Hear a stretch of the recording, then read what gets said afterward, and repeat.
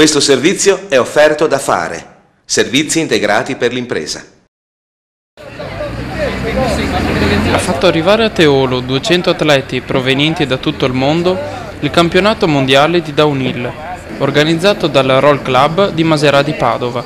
Le gare hanno incluso le specialità di street luge, classic luge e longboard, in cui la tavola usata deriva dallo skateboard, ed inline skate downhill, la discesa su strada con i pattini con le ruote in linea. I partecipanti quest'anno sono stati limitati a 200 perché se per scendere impiegano 1 minuto e 50, per risalire abbiamo 20 minuti di risalita. Già da una settimana dopo l'apertura delle iscrizioni, quindi parliamo di maggio, in una settimana avevamo già 180 iscritti. Quindi vuol dire che la nostra manifestazione, giunta quest'anno alla 8ª edizione, è apprezzata in tutto il mondo. Il percorso su cui i colorati atleti si sono confrontati è stato quello della strada provinciale 43, che collega Castelnuovo a Teolo, una strada che oltre ad una pendenza media del 12% presenta una serie di tornanti molto impegnativi.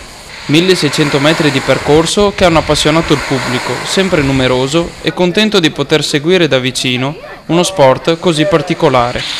Certo, questa è una disciplina che non tutti possono praticare, ci vuole una preparazione adeguata, non solo protezione e pattini adatti, ma soprattutto essere coscienti che quello che si va a fare non è un gioco, ma è una disciplina estrema e quindi necessita di tutta l'accortezza del caso. Grazie anche al successo della manifestazione di Teolo, questa disciplina si avvicina ed appassiona sempre più atleti anche nel nostro territorio.